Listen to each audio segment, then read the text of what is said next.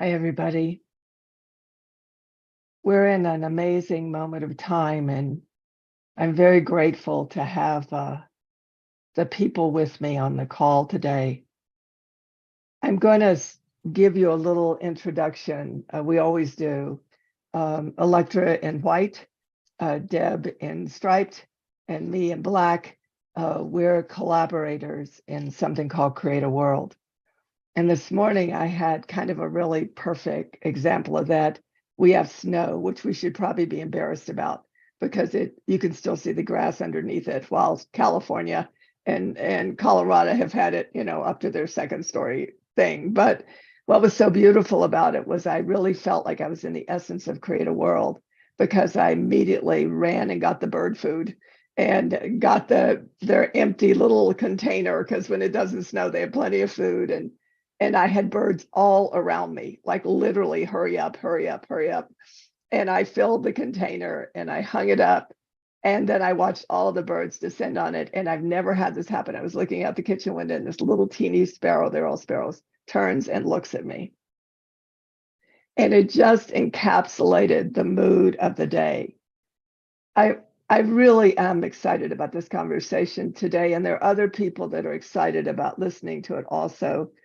But the CreateAWorld, why it's a collaboration, is that there are some really extraordinary things happening right now. I just joined New Era Communities website, Humanities Team website, and these are well-known people that are offering free online learning and conversations so that the public can have a different way to experience reality.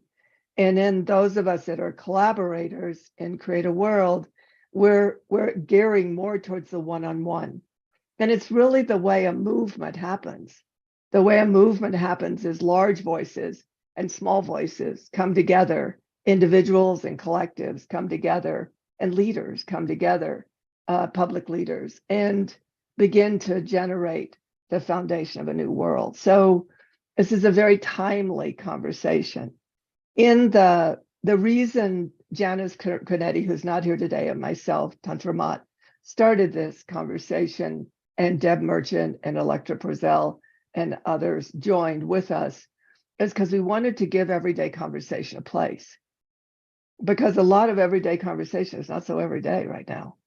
It's more like in the Renaissance era, where people met at cafes, or they had soirees, and they kept bringing each other together and speaking, even one-on-one, really experiencing something kind of like the sunflower, like behind me, coming up through the crack of the concrete and headed for the sun. And that's really our point. The other thing also is that we invite people to come on with us, like Shishula Martins, because they live something. All of us that are collaborators and all of us that come on to CreateAWorld, we're busy living something. We're not having an opinion about it and then living it another way. We're actually in the process of the exploration of living something. So we don't come all cooked. We don't come baked. We come in discovery and in exploration, which is the point of this conversation. So I'd like to introduce Electra. Electra in white is the head of the Language of Consciousness Institute. She took it out of my hands 8 to 10 years ago. And we've been co-developing the possibility for people to live in language that is unique to their essence of being. And so we all fought to interview, not fought, we all gaggled to interview Shishila. So then I just said, I got to her first, let's just all do it. So but it's not quite an interview, but something like that. And then Deb Merchant. Deb's been around with me almost from the beginning of my work. We had a company called Spirit Primal, and then we had a corporation called MetaPoints, and then Deb went off to get her dissertation, and she takes care of traumatized youth and their families, and is very interested in how this affects their personality framework and how they language themselves and how they feel safe to present themselves to the world. And Shishila, I adore. So it was a kind of a multi thing that I jumped first because she is a living activist. That she is someone who makes sure that her nose is in what needs to make a difference, and a death doula, and a feminist, and started as or not started, is a retired librarian. So her interest in language is profound, and she was on a call on the Unity World of Unity we have every month, and she happened to share she's in the process of exploring and writing books. I have great compassion because 5 years later I'm finally publishing my third one, and about language. And I mean, it was like bees to honey. Wow. So you could say that's what led up to today. That's really what led up. So I'm going to turn it over to Shashila, and just whatever you want to, how you want to express yourself, what you want to share with us, and we'll just take it from there. Okay. And I'm really glad to have you here. Well, thank you. I'm glad to be here. Yeah, the words, I've been looking at how I've used my words since my life, and it's been very given by, the usual mainstream culture. And when I started having explorations with women's circles and a different way to look at life, a different way to talk together, a different way, the women that I've met have turned me on to women who have devoted their lives to language, and how they want to see a different world. People like Dale Spender and Male-Made Language, and Rion Eisler with the Chalice and the Blade. They showed me that there was something out of balance with the language, that we were missing. We were missing the female voice or the female experience. So in order to, I just started cooking on that idea, like, okay, so how come women's voices aren't heard these days? And why is the earth so treated the way it is? How could this part of our nature be so demeaned and destroyed? And so through my feminist studies, I've come to the conclusion that we need a counterweight, which is what the book is intended to be. The intention of it is that the language is man-made through the words that men were in control 5,000 years by letting go of the female gods, goddesses, the goddess religions, the words of honoring the sacred feminine, the forest, the air, the water. Those things have been kind of written out of language so that it's more of it's a very masculine language, and it was written the dictionaries were written by men, the research was written by men, and even if women painted pictures, the men would put their names on it and they would get the credit. So it's a very male-centric language. And where in the beginning, probably when we first started making sounds, they were very important sounds, and they had very intended high frequency vibration. And as words were reinterpreted and redefined and used, I think they lost their high vibration and were kind of distorted. They were distorted to use power over us people, the people. So what I thought would be helpful was to rewrite, since even the Oxford English Dictionary, I don't know if you saw that movie, it was a great movie and a great book. And then there's another book about the daughter of the man who put the dictionary together, that she became, I wish I had the name of it off on the top of my head, but why were her words included and she would like a word, but they wouldn't put her words in because, you know, she's just a woman. So, so that we don't have the voice to speak the deep knowing and what women contribute, the feminine, what the feminine contributes to language is missing. And so this dictionary, I thought, well, there have been so many women who have written about language, but their books are getting older. They're probably not bestsellers anymore. But to reinvigorate the ones that did the research, that understood that even as far as religion goes, Merlin Stone wrote When God Was a Woman. You know, though we've forgotten the different terms and the different everything that needs to be included needs to be restated. So the book, Evolutionary Dictionary, Merging the Feminine Voice into Humanity's Language, is a way to bring 26 women together that have worked with language or in some way have tried to speak it differently, and then take their words from their particular field of many of them have written books, so from their best books or from their and take the words from there and then have those words create the beginning of a dictionary.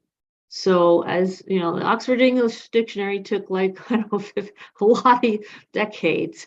I don't know if I'll finish this, but I'm planting the seed to start it.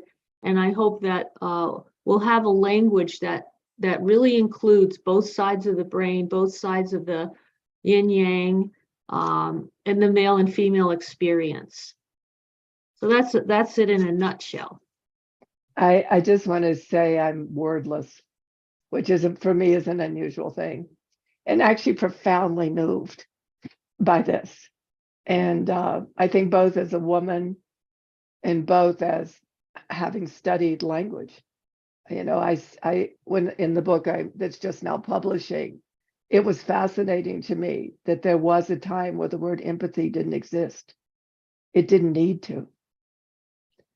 It only came into being a word once it was needed. And then when it came into being a word, it still had that edge, that soft edge of basically it being experiencing life outside yourself and experiencing it within you.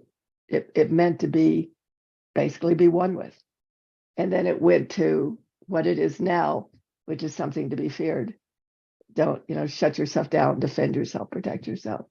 And just when I was writing You as the Mind of Creation, it's why it took 5 years. Because I had to go back, I had to read it to Electra, read it to Deb, read it to everybody until I could feel the movement of language in it and not just a description or the directional description of something. And it was really, really rough. It was seriously rough. And I just went through with the editor a few months ago. I had to read all her edits. And if you walked in her house, and this is part of what I think needs to be, I think we think of language like we're a tube and it goes like this out our mouth. But no, language is meant to be part of a greater experience of existence. And I walked into Estelle, that's my editor. I walked into her house and I walk into paradise. Like she has like these cupboards, open cupboards with bird nests that she's collected, and birthday cakes that she has sculpted to match the birthday cakes that she made, and a big old, remember the old dog with the big speaker and the record player? She's got one of those. And then she's got lanterns that go up in the sky in her living room, and I'm walking in there going, well, no wonder she's the editor for my book, because she's living this sentient, emotional, feminine experience. So it's real. That's why this was so significant for me. Deb, I think you had your hand up. Wow, several. This is very, very important. As you're talking, I'm thinking of, you know, clients and their families and just, you know, people I'd meet in the supermarket and so forth. So I'm wondering if you can give a couple of examples of words that I guess I'm going to call it masculinized, or where the feminine was left out or changed. Can you give a couple of examples? Yeah, and these may not necessarily be in the dictionary, because the dictionary is going to be highlighting words that we want to bring in. Sure. Okay, so we're not bringing in the old. We're only bringing in words that need to be come back. Mm-hmm. So you know, I was thinking about when how many words are militarized. So when there is something extraordinary, people will say, "Oh, you're killing it." And it's like, no, it's incredibly beautiful. Like, how many times do you read anything with a like the beauty of what was just done or whatever? It's like, oh, you hit it on the nail. Oh, you know, it's all kind of like, Okay. no, that kind of, that's the direction. All right. I just wanted to pull that out to have it be heard. It's so I often could get people to start to understand the language by kind of what Tantra was saying with her editor's environment. You know, how does your room make you feel? How does your whatever I would say to them, because for them to get a sense of that language wasn't just things, blobs that come out your mouth that tell you turn right instead of turn left, or people had no, or like some of the slang that the kids would use, sick, man, you know, sick, or the psychology terms that are becoming part of their vernacular. Well, she's bipolar, and no comprehension really, except the feeling of expression, and not much access to their subjective reality and what that was representing or how that could change. So, and then to try to teach, which I haven't done because of bringing the templates into the field of psychology is a journey. And that was often too much. It had nothing to do with anything real for my clients or their families. So that wasn't the place to start. But that could have been a place to get to their subjective reality and the importance of the choices. So thank you for those examples. I really appreciate it. I think it's valuable for people to hear. Yeah, I'd like to say about the sound is, you know, one of my teacher mentors, Megan Dawn, she writes, she talks about the Hebrew letters and the sounds, and that the original sounds are very, very important and held that different vibrations. And the way the words we choose, if they're very and we're really into labeling everything, right? So it's not just descriptors, it's labels that kind of pigeonhole things. So what we speak, if we talk about you know, just the idea of everyone always calling women guys, like, you know, it just sort of takes away all the beauty of what women bring to a different flavor. I mean, we want to be treated with respect, but also we want to, you know, we want our flavors to come out, and guys just doesn't do that. You know, like, we need a new word. We need a new word for that. So, and how we speak, and the words can lower, you know, if you talk about all the words that have negative connotations, it's going to definitely bring you down. And if you want to just, you know, find words that bring you more, lift you up. So Electra? well, God, there's so many things I want to respond to. One is relative to Tantra's writing her book. The experience was that everything that we normally write and the way we were taught to write is very directive and linear. You know, it doesn't have the wholeness of it in it. And when I was working with Tantra, we were always looking at the way the words are structured on the page, the way the language itself brings the individual, the reader, into the actual book, which is much more a feminine thing to do, to be inclusive and help them not just read it, because I can scan read really well from the male point of view, I guess, or our society's how you do it. But when you ask people to be with you as they read, that's a much more feminine thing. It reminds me of putting your arm around someone and walking with them. One of the ways that we've tried to do that is use the templates of the language of creation, where people have to write life-enhancing, life-generating phrases, which are the phrases you're looking for.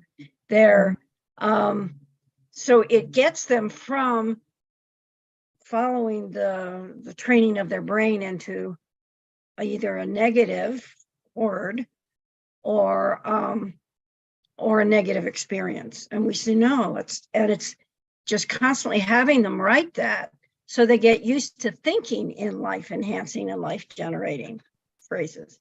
But the last thing I want to say is, I had the pleasure of, my daughter married a Hindu, and the priest spoke in Sanskrit.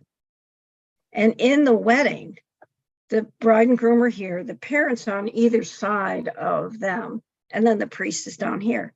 I felt like I was in a flow of beautiful energy just flowing over me the entire time. I had never known that language could be sensuous. It could be sentient. And I didn't have to know what he said to know what he was saying, because of how it impacted me sentiently. So yes, we lost a lot. We lost so much more than we realized when we left language as a sentient experience behind. And it became industrialized. It not only became militarized, it became industrialized. Well, what does that mean, you love me? Does that mean you're going to take the garbage out? Or what does that mean, you love me? Does that mean that you'll put your arms around me? Because these are the criteria that let me say whether you love me or not. I want to get, my son blew me out of the water 2 days ago. I may not get through this all crying, but it has everything to do with language. Someone very close to him called him a misogynist. And it hurt him deeply. He used to say I was raised by women, right, Deb? Deb was one of his mothers. And it hurt him to the core. And he said, I never thought I wanted to hit a woman, Mom, but I wanted to hit her. And he said, and then I just started crying. And then I said, I'm so sorry. That's the label you put on me, because you'll never get to know who I am. I was so proud of him. I couldn't even believe it.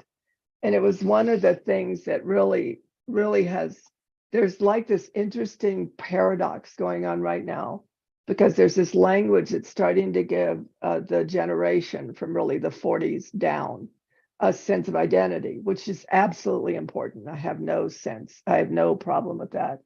But it's also being weaponized to categorize people. And it's causing an epidemic of loss of relationship.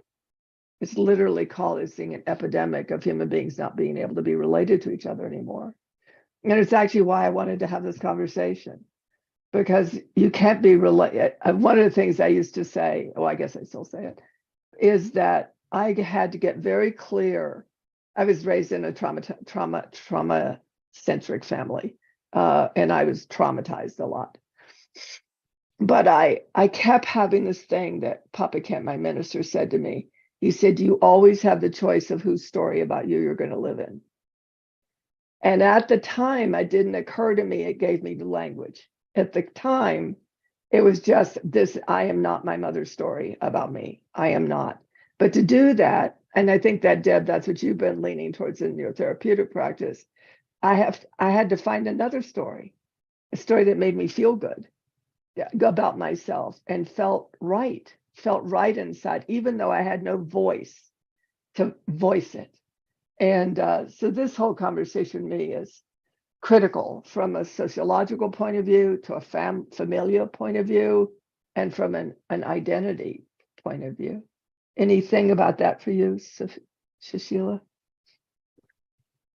Yeah, well, as far as our identity goes, and so much of it being especially religiously male-centric, women have lost kind of their feeling of being worthy of their divinity, and reclaiming, like, even people that say that they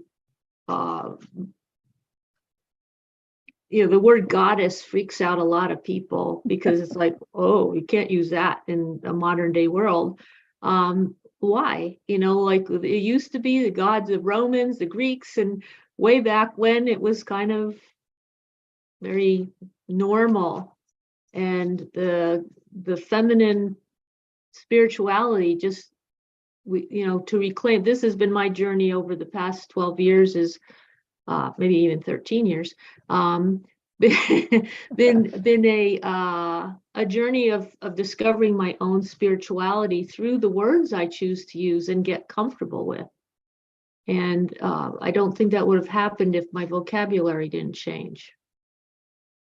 Yeah, beautiful. When I swam with the dolphin, fungi for 5 years, and came out and heard my name.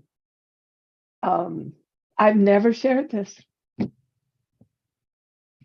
I didn't even know what the two words meant. I was not into any of that stuff. But I felt my nature. Like, I felt like the little version of the big version.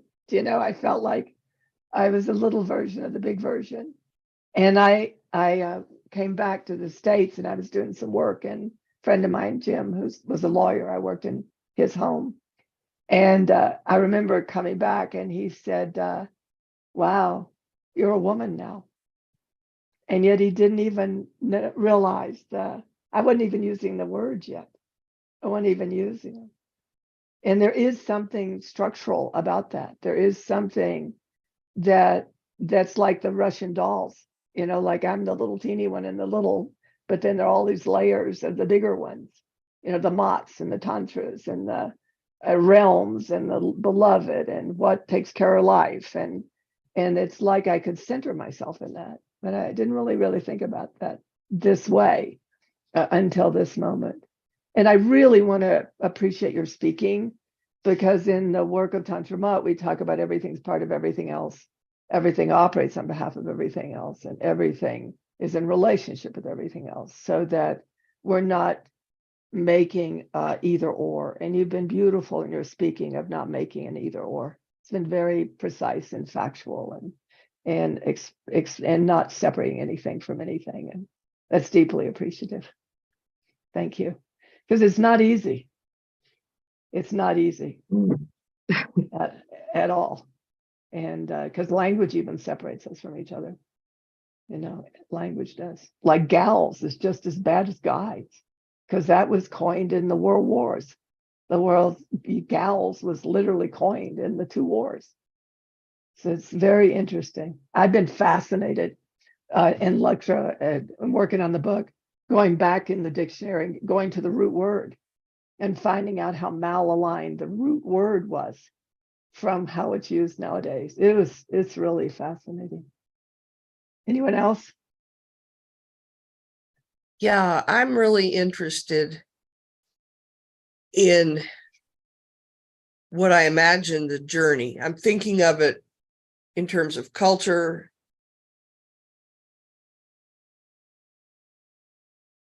She might have frozen. She froze. She froze. She's frozen to me. But let me Very, just you go on in, and she looks quite beautiful frozen, actually. Yes, she is. Dancing. Go ahead. I just wanted to point out that when the feminist journey started, men were calling us girls. And a lot of women started trying to find another term that wasn't as degrading as being called the girls when we were adults, women. And I think, that's when the guys and the gals became a little bit more, women were searching for a word. I came from the South at the time, so I thought, well, y'all works. So y'all doesn't get it either way. It's y'all men, y'all women. But I think it is a problem because there are a lot of language that about women that puts us down. If you're a powerful, especially emotions. The man cries, he's weak. The woman cries, she's not smart. Yeah. So I think that's the history of words is really interesting. And then finding one that really works for all of us in the way we are becoming, not in the way we've been. Yeah, Deb, I'm going to go back to you. You had a beautiful pose for a while when you froze. But I just want to add to that. That's why this whole phenomenon of resonance, one person can say, I love you, and you don't believe them. Another person can say, I love you, and you fall into their arms. So a lot in the Institute work is about restoring our resonance, which is our relationship with life itself. And just the incredible, rigorous attention to words like the LBJQ. I literally have to say, are you a they, or are you a he, or are you a she? Mm-hmm. And it's a sign of respect. If they're a they, then I make sure I call them a they. And so it's this struggle for sense of self and finding language that embodies that sense of self. And what you really gave me today, which I'm going to now, as they know, it's really the class is over when I start paying attention to something. I never got that what's bleeding into this extraordinary movement of sense of self struggle is militarized words, machinistic, literally war words to use against each other. And I think you gave me the capacity for a conversation with someone that I have not had an access point to, that I would very much like to have an access to. And it'll take me a minute. It'll take me a month or two to sort it out in my own head. But there has to be a way. I mean, this is my query. This is not my answer. This is totally my query I'm taking away right now.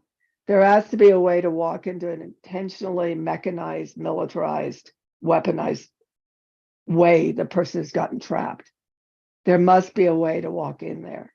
And there must be a way to use language, walk into that language and reinvent it in some manner that doesn't. The problem with the militarized language is that there's nothing but defend and protect.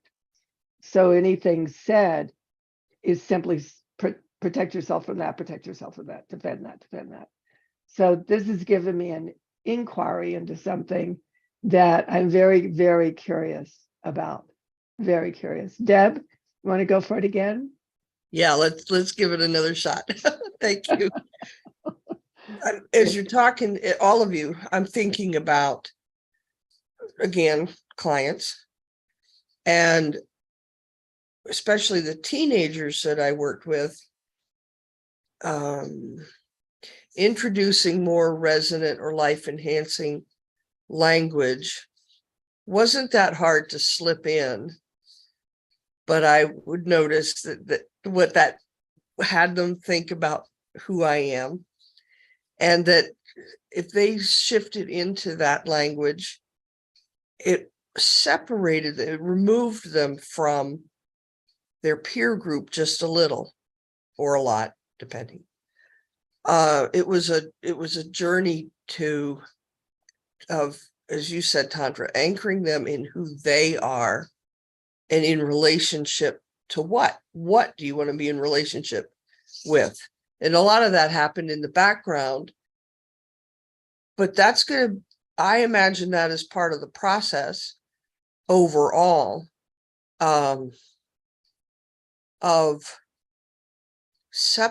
distinguishing ourselves from the language that's habitual, that's militarized, masculinized. I did that pretty well. Masculine. Yeah, there we go. And tolerating the evolution that activates in families, individuals, their identity, their personality, because I hold them as distinct. Not all psychologists do, but I do. And I'm pretty sure I'm accurate. So then there's, the larger social groups on up. This is what do you have to say about enticing people into a different resonance, Sushila? What do you, Well, go ahead. Well, I think like just what we're doing now, it has to start with small groups beginning to notice. And every time we even say anything, and I'm going to be brave here to point out, to take a shot at it is a military word. And if every time we can catch each other say that and say, okay, erase that one from your language, and then go to the next one, and we just start to slowly let go of all those wordings. And I try to do that as much as I can with, for myself and for my friends. And it has to start like slowly, but we do need like a mass campaign, like 40, what was it, 50 years ago or something. Nobody, yogurt and yoga were very unknown words, but they had a massive campaign. And now yogurt and yoga are common day words. And if we could get the goddess and, Pachamama, Mother Earth, they're the words that the indigenous people have been, I think the indigenous people are speaking up and telling their stories more, that they're using words that we can take on, or, at least understand the meanings, or whatever way. The words are just using them, and then it spreads out. It's not happening fast enough but the women are getting more educated and becoming more authors, more directors. We need more women telling stories in film. I know they have the Cascadia Women's International Film Festival in May in Bellingham, Washington. More women telling stories, and I can always tell who's directing the story. And if you look, you see, okay, there's a woman telling it differently. So it's too slow right now, but it could take a leap. I'm hoping for the big leap. I am too. Yeah. I am too. I want to add something you may not know. One of the members of the global community of the field of Tantra Maat actually is on a committee in the UN that it was a year or two ago, I can't remember now, they actually reinforced that the word nature is a capital N. Now, that simple thing, and of course, Pachamama is about developing the earth as having rights, and that movement. And, I think one of the things human beings are heavily, this thing you said, Deb, too, about we're heavily inundated to go like this, to focus into that, it is that. And you can't do that here. It's got to be, well, why bother to capitalize with nature's N? Because it makes everything widen up a little bit. Why listen to a simple thing like Deb said of just having a sort of private counterculture inside yourself, and then learning how to interface with the culture that doesn't, and in a way that it doesn't ostracize you, and yet you have more of a sense of self. So, and the whole individuation of human being and personal sense of self has been obliterated by categorization and by labeling. So it does seem to me, no matter if the feminine is a missing realm, and that missing realm makes everything have something missing. Everything's incomplete. Everything's at the effect of that. Having children that have no sense of self and are at the effect of terminology that the society gives them, or even their peers give them, that's a missing. It has to come back in, and it always, inevitably, without exception, comes through language. Inevitably, it comes no other way.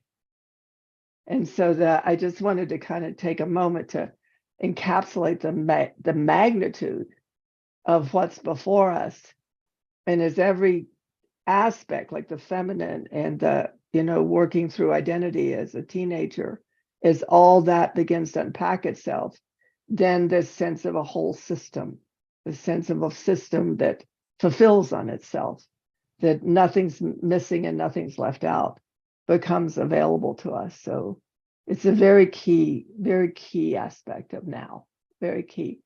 Electra, you were about to speak.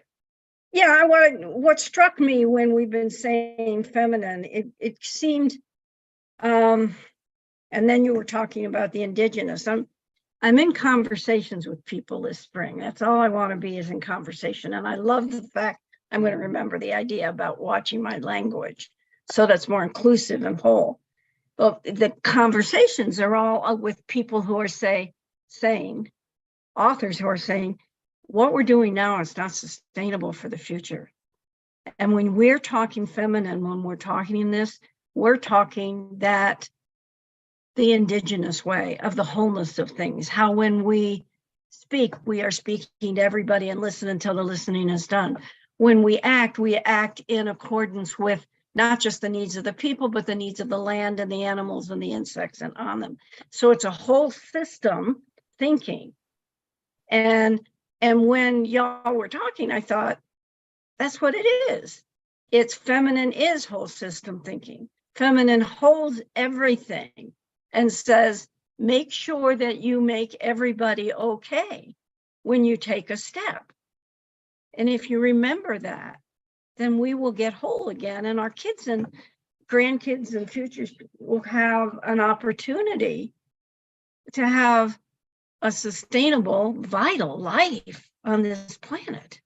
So somebody could look at our conversation and say, oh, those women, they're just complaining. And I'm going like, no, we're stepping out of what we were trained into. We are saying, no, this is about creating a future for our children. And if we don't make these changes in language and how we approach it, our babies won't have a future. And so this is not a light topic. So anyway, that's a little passion in there. Thank you. Can't be mothers and not have that passion. Well, if people could just see that if the language can shift some, it's not such a dreary world. It's a wonderful world. It's a life-giving world. And somehow that's been taken away from us. So we have to bring those words back in, and we have to do it together. This isn't a me project or just for one person. We really have to do this together. We have to learn how to connect to each other and really be there for each other.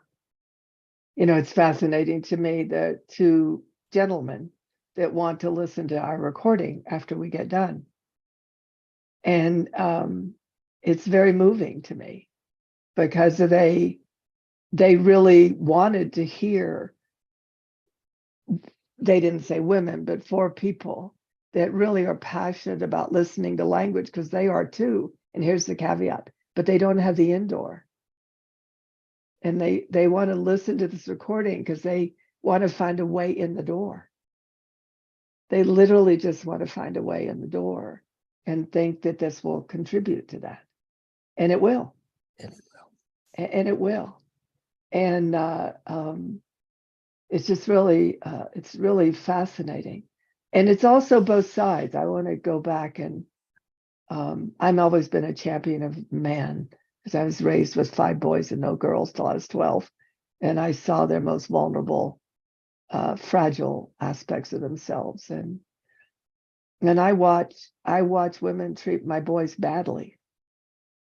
And but it's all the same soup. Somehow men and women have made each other enemies in their language and had criteria for what each of us needs to be. And they lose touch with who they might be in the midst. Shushila? Yeah, another group that I'm in has the most beautiful men in it. And they are, when I started in that group, it was the kind of male, female, a little bit of, positioning or whatever. But now they are so open-hearted. And that's the vulnerable side that men have had to suppress, that this new language, empowers that as a quality of strength, not of weakness. And if we can shift the men to believe that an open, soft heart is not weak, it actually empowers you to do what's correct or what would be useful for the life to be enhanced. That's beautifully said. It's coming. It's Yeah. coming. And it's wanted by both sides. It's not, it's wanted by both sides. It's not, I don't think anybody with a thinking mind would not want the sense of division that we have right now. And like you said, and we've all said, we don't have any answers here, but we're sure going to bring up the topic, and we're going to see how far we get with it within ourselves. I mean, just a simple thing. I'll never say even spot on, because that means that's the target to shoot. I mean, it's that alone. And I can feel the freedom in my own body doing that. I actually can feel a somatic response in my own body, which is fascinating. Deb, were you going to say something? I'm hearing removing territorialism. This is mine, or like the simple thing of the lowercase n or capital N for nature, or because I can think of so many examples where this kind of shift in language may seem like I'm having to lose, quote unquote, something or let go of it, such as the stereotyped expression of maleness, be strong, no crying, all that. Although that has its place and has some honoring too, that's required of the strength of men and the way that could get expressed, the ways has its place. But I can see where it seems like, I have to give this up. I have to lose this. I have to.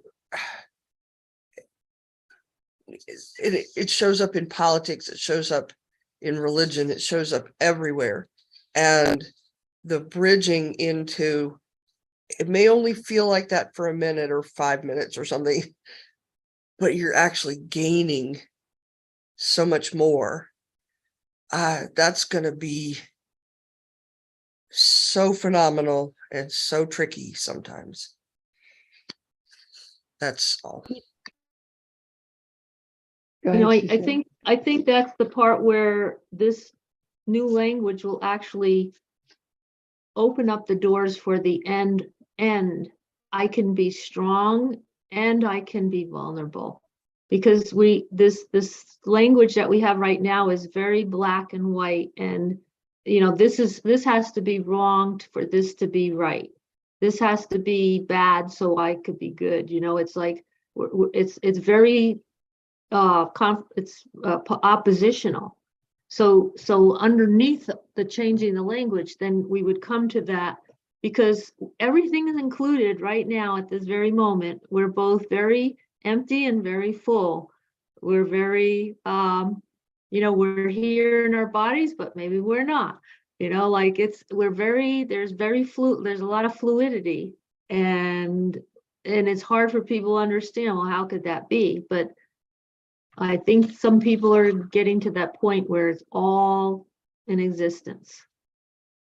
And earlier, Deb was talking about the use of the creation templates in the Language of Consciousness Institute, but it really is to repair the neural wiring, because reality is a phenomenon of perception, not not the truth.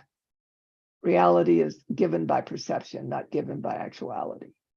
And when we're in that either or you were talking about, instead of the both and, we experience separation. There's no doubt about it. And when we are in the language of both and, in our neural wiring, those two left and right brains that little hippocampus can get its little act back together. Then the both and doesn't seem impossible. I remember when I first started way back teaching the creation templates, just when we were seeing what effect they would have. And one of the things that I noticed that I just this minute remembered was there was almost a terror when the person began to, the both and began to, like Deb said, it was like there was almost a terror that came with the both and, like a sense of being raw or unprotected or not safe. And it just goes back to when I want to use another example, more mystical, is when I, at the end of writing An Irish Tale of a Modern Mystic, I was standing on Tara. It's a hill in Ireland. And I realized in my mystical state that the book had actually been written by the Tuatha. And right at that moment, which are like these elemental beings that Ireland was formed from. And right at the end of it, I heard them as clear as a bell. And they said the only way they could destroy us, meaning all Earth in her forms, Earth's forms, the only way they could destroy us was to tear up language and strew it all across the universe. And now we're gathering it all back together again. So every time you say, we need to do this together, it's not like believing a path or believing a word and now everybody adapting to that word. And that's why we call it the creation templates, because the language of creation, pieces and bits of it live in all of us.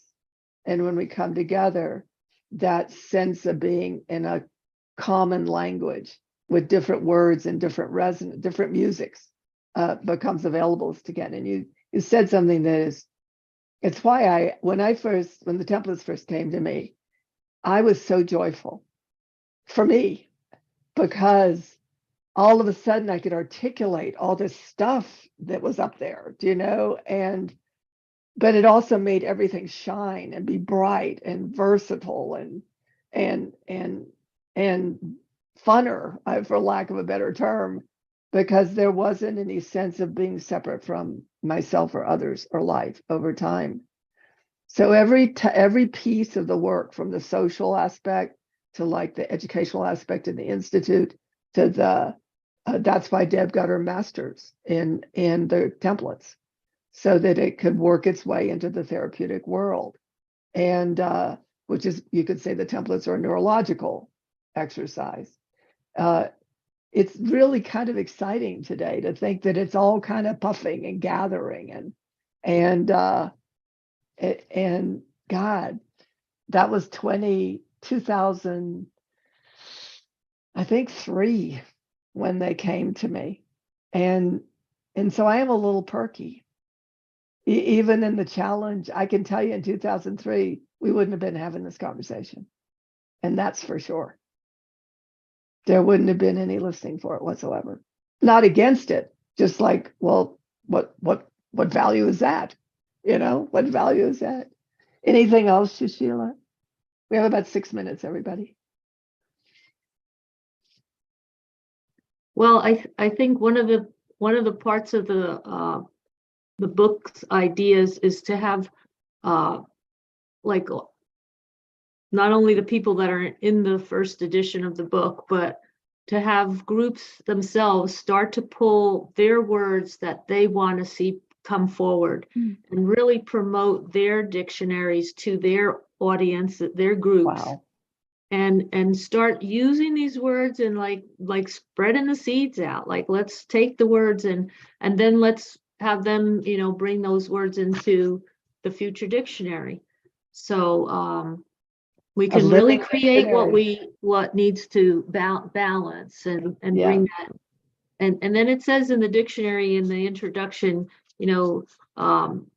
some of the words will even be defined differently by different groups in the book. And it's like, well, pick the one you like. Pick the Oh one my you like God. and make it your word, but there's more flexibility coming, I think, in the language. That's brilliant. That's so brilliant because I mean, we just noticed because we kind of live in language in the Institute is that I make sure when I use a word, I tell them where the word's coming from for me, what it's about for me.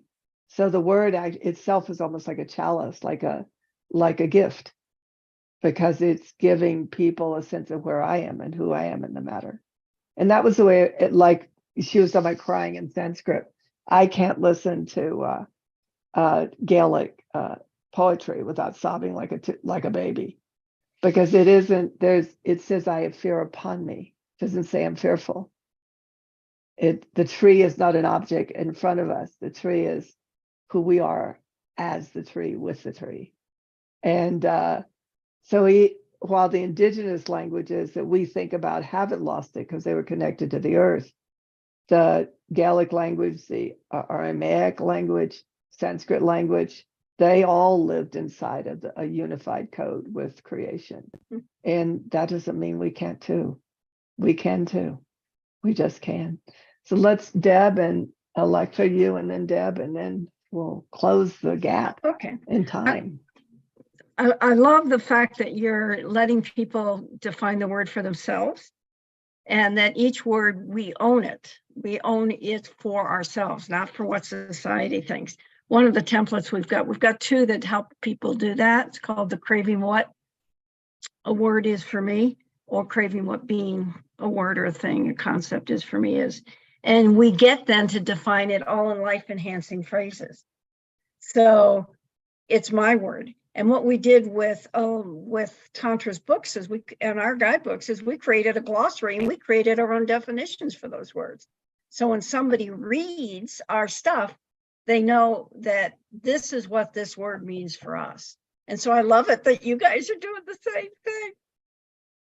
Thank you. I also think the one thing I keep saying, which Electra and I'll talk about, is I realize we have to have a living glossary, just like you said, and like probably a Google Doc where only we can change the words. But we've been up leveling the words, meta point and we've been up leveling the words for 10 years, because as times change, the words change and the resonance and what they hold change. So it gives us back our living language. This is really amazing. Deb, to you. It is so amazing. This is truly a phenomenon that I'm very excited to be allowed to witness. The power of having people, even individually, define words for themselves, how much conflict and confusion and misunderstanding that can be avoided. But then you think bigger, and to have whole cultures saying this is what these words mean to us, it's going to shape reality in ways I think we can't even begin to predict. The inclusivity of that, oh my word, I'm a little overwhelmed by that idea. And by its very nature, that's going to soften and even dissolve the difficult parts of our dominant culture here in America. I imagine anywhere else. Oh, I'm going to stop there because that is phenomenal. And thank you for activating that. Electra she really means when she says she's in conversation. She has 2 groups where they just come and read and talk, well, like book forums, and really, really let ourselves think. And Sushila, anything you want to do along this line, we're in formation also in the Institute, and just a way to give people a way for people to explore safely, a way for people to step on their own toes inside their own heads, and have that be okay. And the thing I didn't say at the beginning, but I'll close with it. It was very easy to call you a collaborator also, because it's such one of the most beautiful things about you is that you definitely live in collaboration. And that's very much part of what most of us think the future will give the future back itself, most of it. Thank you, ladies. This is